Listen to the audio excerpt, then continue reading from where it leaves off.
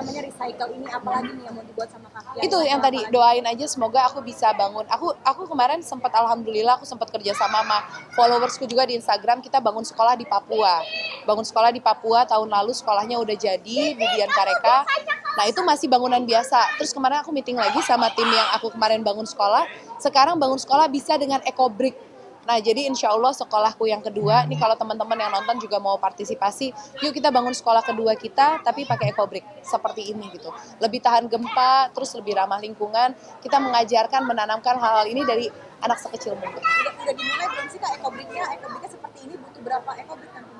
Nah, berapanya belum tahu karena kan kita lihat besaran sekolahnya ya. Tapi besok aku pengen survei ke sekolah yang emang udah pakai EcoBrick buat percontohan sekolah yang akan aku bangun selanjutnya. Jadi kalau follow IG aku pasti nanti akan terupdate semua beritanya. Posisi mana? Oh, kalau sekolah yang bangun yang kemarin, yang tahun lalu udah 100%. Udah berdiri, udah dipakai sama anak-anak di Papua. Nah, ini sekolah selanjutnya. Emang concern aku lagi pengennya ke Papua karena buat aku di Papua itu pendidikan masih agak sulit, untuk mencapai sekolah butuh kiloan meter gitu kan. Jadi aku kalau emang mau ngajak teman-teman galang dana, yuk kita sama-sama bangun sekolah, kita perbanyak di Papua. Semoga fasilitas sekolahannya kayak kita di Jakarta, 1-2 kilo tuh udah ada sekolah lagi. Sekolah gratis atau gimana?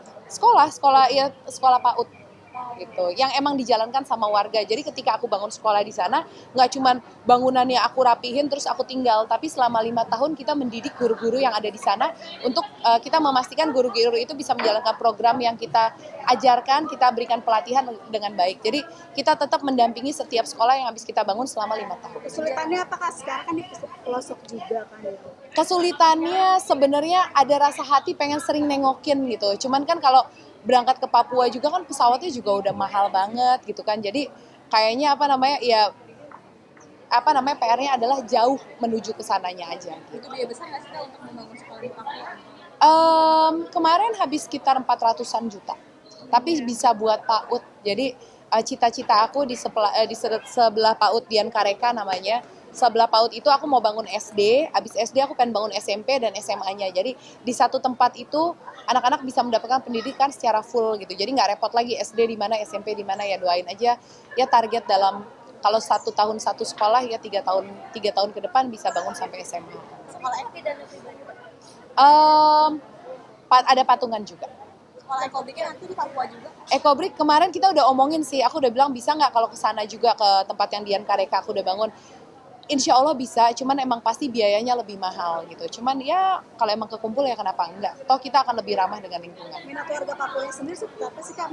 Wah, happy banget. Jangankan mereka, kadang-kadang ketika kita berhasil melakukan satu kebaikan, aku tuh nggak pernah mikirin mereka bahagia apa enggak gitu. Karena udah pasti mereka bahagia, tapi lebih ke ternyata ketika kita yang memberi, kita juga dapat rasa bahagia tuh yang luar biasa gitu. Jadi kadang-kadang kita memberi bukan buat orang lain, tapi buat diri kita. Ada rasa bahagia, ada rasa puas, ada rasa seneng ya aku bisa berhasil menjadi manfaat buat orang banyak gitu. Jadi rasa itu yang nagih, bisa lagi nggak nih gitu ya. Kalau ditanya mereka happy nggak?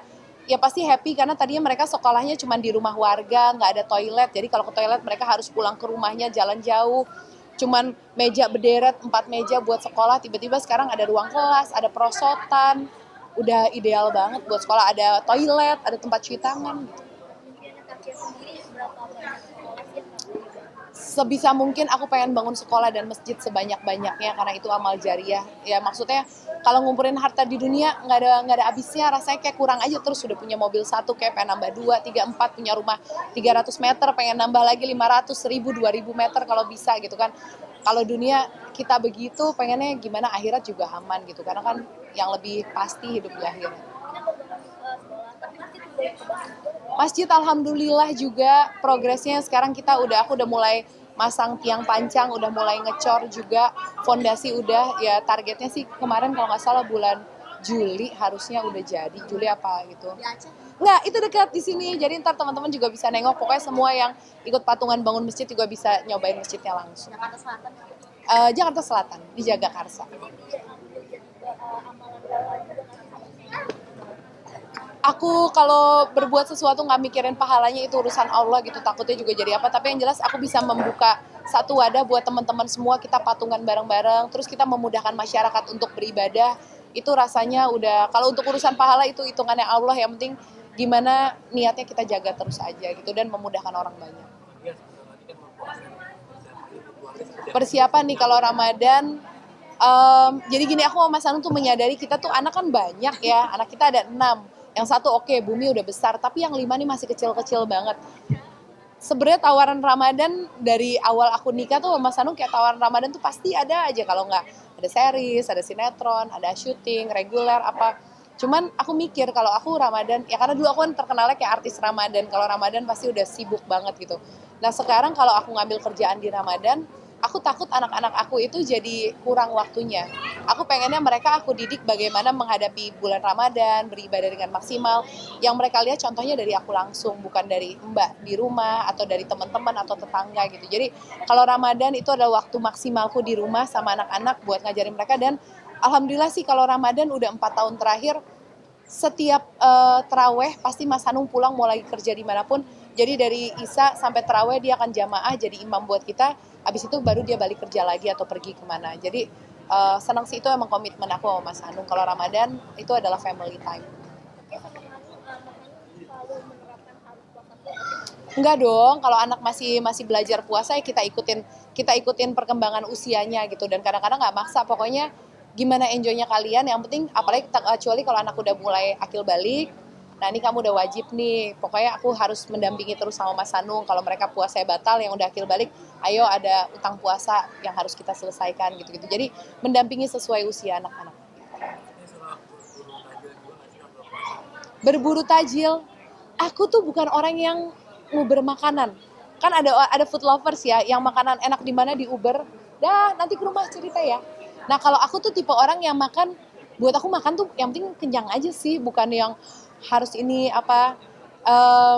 Mas Hanung sih yang food lover banget, kemana di Uber. Tapi makanya kalau berburu takjil enggak, biasanya minum teh angetnya udah kenyang soalnya. Kasih reward ke anak gak sih Kak? Reward ke anak, nah kalau Ramadan nih agak tricky. Dulu waktu aku kecil diajarin kalau puasa biasanya satu harinya ada hitungan.